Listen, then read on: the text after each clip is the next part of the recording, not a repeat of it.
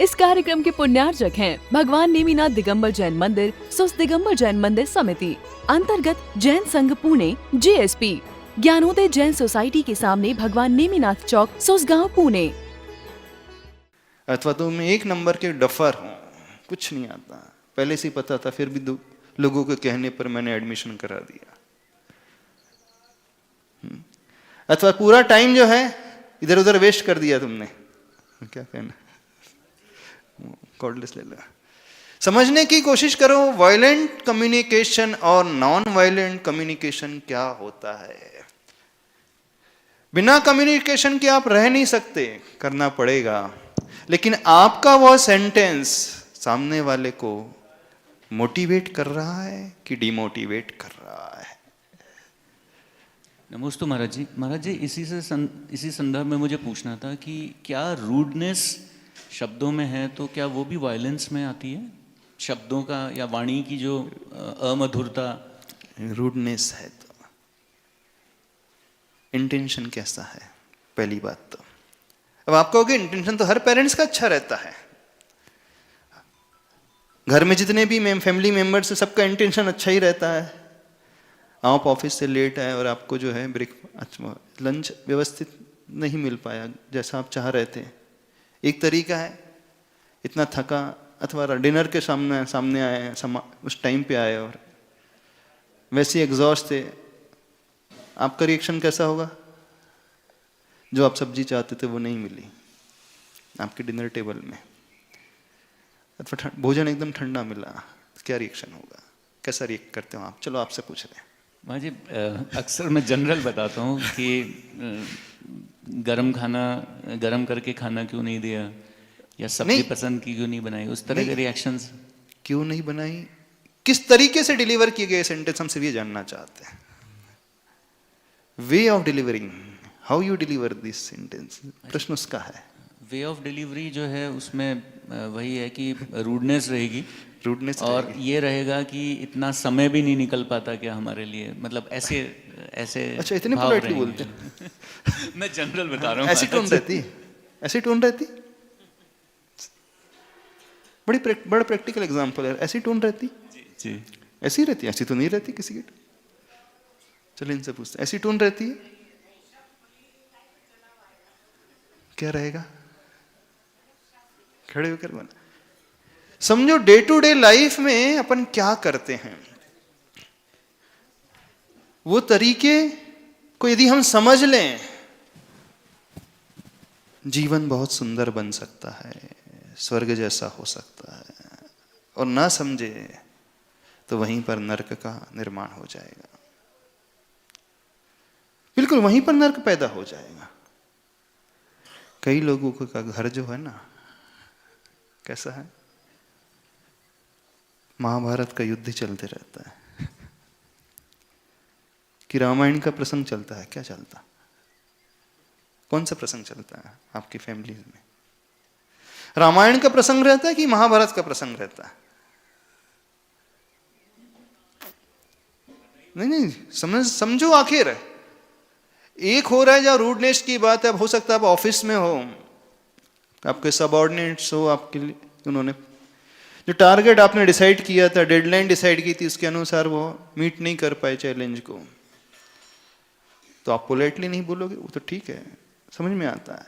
लेकिन जहां आप जिनके साथ जीवन गुजार रहे हो, चलो उन बच्चों के साथ आपका बिहेवियर, यानी आपका डायलेक्ट डिलीवरी कैसी होती है, जब आपके शब्द सुनकर के वो बच्चा डीमोटिवेट होने लगे तो समझना ये वायलेंट कम्युनिकेशन है, ये हिंसक व्यवहार है उनसे। कम्युनिकेशन इसका अर्थ इतना ही नहीं कि वहां हिंसा फैल ही जाए, मारने मरने की बात आ जाए। द्रौपदी ने ये कहा था, अंधे का पुत्र अंधा, उस वाक्य से हिंसा फैल गई। हिंसाकारक वचन वायलेंट कम्युनिकेशन माने जाते हैं। युधिष्ठिर ने कहा था अश्वत्थामा मारा गया, वो झूठ था, पार्शियल झूठ था, पार्शियल सत्य था, है ना? तो वायलेंट कम्युनिकेशन क्या होता है बेसिकली? वह एक सेंटेंस या तो वो झूठ की श्रेणी में आ जाए।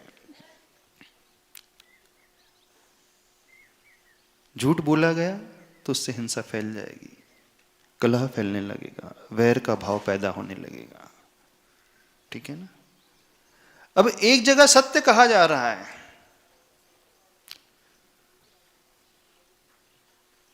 मां कह रही है गधा, डफर, क्योंकि उतने परसेंटाइल नहीं लेकर के आया वो बच्चा।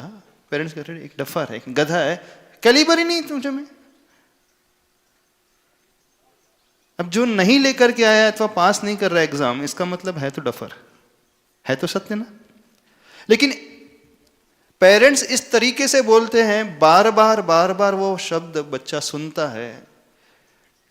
टेस्ट एग्जाम्स होती हैं, वीकली एग्जाम होती हैं, मंथली एग्जाम्स होती हैं।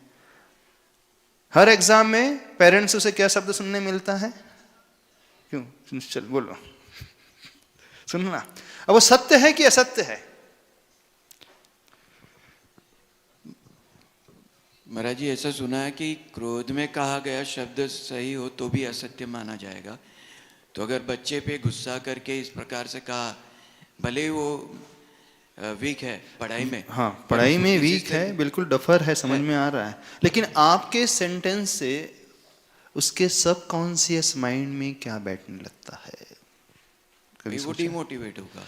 डेली वो ये शब्द सुनता है अपने पेरेंट्स से, तो क्या हो जाएंगे? वो अंदर ही अंदर उसके सबकॉन्शियस माइंड में बैठने लगेगा, हाँ यार, जिस माँ ने मुझे जन्म दिया है, जिस माँ का खून मेरे शरीर में प्रवाहित हो रहा है, माँ से अच्छा मुझे कौन जान सकता है, पेरेंट्स से अच्छा मुझे कौन पहचान सकता है।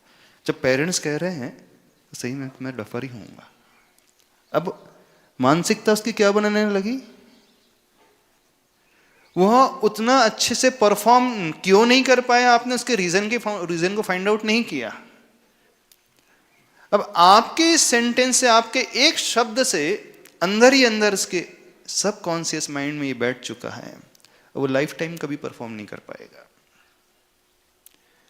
आपने एक ऐसी हिंसा कर दी, एक ऐसे पोटेंशियल को दबा दिया जो था उसके भीतर, लेकिन आपके एक सेंटेंस ने। जब हम डीमोटिवेटिंग शब्दों का प्रयोग करते हैं तो मानना ये वायलेंट कम्युनिकेशन है। जब हम कंपैरिजन करते हैं किसी से और कंपैरिजन सुन करके वो अंदर अंदर सोचने लगता है, कॉम्प्लेक्स में आने लगे। हमारे एक सेंटेंस को सुनकर के सामने वाला कॉम्प्लेक्स, इंफीरियरिटी कॉम्प्लेक्स में आने लगे, एकदम अंदर से निराश होने लगे, मानना ये वायलेंट कम्युनिकेशन है। बिल्कुल। कौन सा कम्युनिकेशन? Violent communication. इसमें हिंसा क्या हो गई बता सकते हो? असत्य, असत्य तो स्पष्ट समझ में आता है, झूठ बोला जा रहा है वो तो है ही, लेकिन इसमें हिंसा क्या हो रही है? क्या हिंसा हो रही है? मानसिक हिंसा, मतलब उसको डिमोटिवेट कर रहे हैं, उसकी मानसिक हिंसा हो रही है। और एक सबसे बड़ा वायलेंट कम्युनिकेशन क्या होता है जानते हो? बता सकते हो तुम? आप लोग रियल लाइफ में क्या क्या घटता है, आप लोग कैसे करते हो? महाराज जी, रियल लाइफ में हम शब्दों का चयन कई बार प्रमादवश या अज्ञानतावश ऐसा करते हैं जिसका लिटरल अर्थ, मतलब सामान्य अर्थ निकाला जाए तो सीधे, अभी जैसे घर की भाषा में जैसे सब्जी सुधारना अपन बोलते, उसके वजह से काटना वाला हिंसा का हो गया। हाँ। वैसे ही अभी 2 दिन पहले की बात है, डेकोरेशन चल रहा था, किसी ने बोल दिया अरे मोर काट देना। वो भी है वर्ड्स का, वो भी बिल्कुल गलत, वो तो अनइंटेंशनली हो गया। अभी हम Unintentional। दूसरी बात समझने की कोशिश कर रहे हैं, वो क्या है ऐसा चीज समझो। जब आप बहुत ज्यादा सरकास्टिक हो जाते हो, कमेंट्स पास करने लगता है व्यक्ति, व्यंग कसने लगता है, ताने देता है, क्या बोलते हैं उसे, ताना मार रहा है, व्यंग कस रहा है, कमेंट्स कस रहा है। करते हो कमेंट्स कस पर? ये सबसे ज्यादा होता है शायद महाराज जी। क्योंकि इसमें समझ में उसको बोलने वाले को तो ये लगता है कि हाँ मैं जरा, वॉइस थोड़ी सी क्लियर कर देना। बोलने वाले को ऐसा लगता है कि जैसे आज इसको जरा अपनी ये कर रहा हूँ, पर उसमें न क्रोध झलक नहीं रहा है, हाँ, पर इंटेंशन। सपोज आप मंदिर आने लगे, गुरु महाराज आए हैं, आप थोड़ा बहुत धर्म करने लगे हैं, क्या बात है पंडित जी बन रहे हो? हाँ? बहुत धर्म करने लगे हो आजकल, बहुत पूजा करने लगे हो, क्या बात है? कोई व्रत उपवास करने लगे, डाइटिंग पे हो कि व्रत कर रहे हो? 100 चूहे खा के बिल्ली हज को चली, क्या होता है? एक व्यंग, एक कमेंट्स वायलेंट कम्युनिकेशन है कि नॉन वायलेंट कम्युनिकेशन? कैसा बताओ? और ये बहुत सारे लोग करते हैं, रादर सभी लोग करते होंगे। सबसे ज्यादा ये होता है महाराज जी, मुझे लगता है। इंटेंशनली होता है, अनइंटेंशनली होता है। जहां कॉम्प्लीमेंट्स दिया जाना चाहिए वहां आप कमेंट्स पास करते हैं। जो व्यक्ति अभी तक धर्म नहीं कर रहा था, कुछ सुनकर के, मोटिवेट होकर के, समझ करके, कुछ पढ़ करके, अभी वो दिखा रहा है यार मेरी पूरी लाइफ ऐसी चलेगी, अब थोड़ा सा चेंज लाना चाहिए मुझे अपने लाइफ में, कुछ तो भी अच्छा सा कार्य करना चाहिए। जो अभी तक मॉरल वैल्यू को फॉलो नहीं करता था, किसी के उपदेश को सुनकर के उसका हृदय जागृत हो जाता, नहीं थोड़ा सा चेंज लाना चाहिए। अब वो भले ही पास्ट हिस्ट्री उसकी उठा करके दिखे, कैसी भी हो, कुछ भी करता हूं, तो आप सबसे पहले उसके इस एक्टिविटी को देख करके कमेंट्स पास करते कि कॉम्प्लीमेंट्स देते हैं? क्या होता है महाराज जी? सामान्य रूप से कमेंट करने वाले लोग ज्यादा ही रहते हैं, अपनी बात नहीं करूंगा। अच्छा, जब जब व्यक्ति कमेंट्स कसता है तो ये बहुत बड़ा माध्यम होता है। ये व्यक्ति की हैबिट जैसी ही बन गई है, कमेंट्स कसने की, ताना मारने की। ये बहुत बड़ी हिंसा है, समझना, बहुत बड़ी हिंसा है। तो वायलेंट कम्युनिकेशन में क्या क्या आते हैं उन चीजों को हम समझे हैं। यदि हम शास्त्रों को उठा करके देखें ना,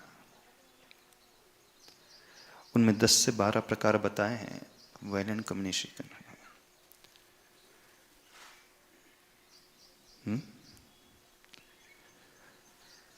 10 से 12 प्रकार से व्यक्ति इस प्रकार से कर्कश वचन, कठोर वचन, निष्ठुर वचन, पैशून्य के वचन, हास्य के वचन, व्यर्थ की बकवास करना, क्रोध से अथवा क्रोध पैदा करने वाले वचन, कलह को पैदा करने वाले, हिंसा के वातावरण को निर्माण करने वाले, वैर का भाव पैदा करने वाले, ये जो शब्द होते हैं, व्यंग्यात्मक वचन, निंदापरक वचन, ये सारे के सारे वायलेंट कम्युनिकेशन में आते हैं।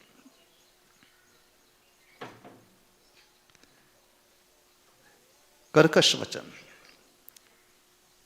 उसे समझो, कर्कश वचन क्या होते हैं? जब व्यक्ति बहुत ज्यादा ईगोइस्टिक होकर के कुछ कहता है, बहुत ज्यादा अभिमान से भर करके, गर्व से भर करके, घमंड से भर करके अपनी बातों को रखता है, उसका इंपैक्ट क्या पड़ता है सामने वाले पर? ईगो से भर करके हम कुछ कह रहे हैं, इसका अर्थ है कि हम सामने वाले को बहुत छोटा सिद्ध करना चाहते हैं। समझना, हम अपने आप को बहुत बड़ा मान रहे हैं, और जब हमारे मन में यह भाव आ गया कि मैं बहुत बड़ा हूं, मैं कुछ तो हूं, तो मन में क्या भाव आया? ये कुछ नहीं है। अब डे टू डे लाइफ में कैसे होता है, सोसाइटी में कैसे होता है, ऑफिस में कैसे होता है, कलीग के साथ कैसे होता है? जनरली ये कर्कश वचनों का प्रयोग कहाँ होता है? फैमिली मेंबर में नहीं होता है, जो आपके कॉम्पिटिटर्स होते हैं, सोसाइटीज है, ऑफिस का जहाँ वर्क कल्चर है, कलीग्स हैं, वहाँ होता है। एक दूसरे को जो नीचे दिखाने की भावना आ जाती है। आती है कि नहीं? आता है कि नहीं आता? क्यों रितेश? आप होता है कि नहीं रियल लाइफ में? सेम पोस्ट में है हो, सेम डिग्री है, सेम पैकेज है, सेम बॉस है, सेम मैनेजर और सेम प्रोजेक्ट, टीम मेंबर्स हैं अपन, कैसा होता है? जी कंपटीशन की भावना तो रहती है। हाँ, नहीं, कंपटीशन की भावना अलग है, लेकिन अभिमान से भर कर के जब हम कुछ शब्दों का प्रयोग करते हैं, वो कर्कश वचन, कितनी बार होता है ऐसा? कब कब हो जाता है? ओकेजनली होता है। होता है कि करते हैं? अब थोड़ा से भी समझने की कोशिश करें, होना और करने में बहुत अंतर है।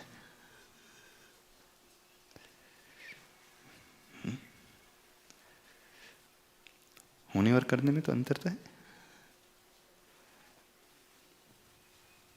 कठोर वचन, कठोर वचन क्या कहलाते हैं? निष्ठुरता से बोले गए, कठोर है।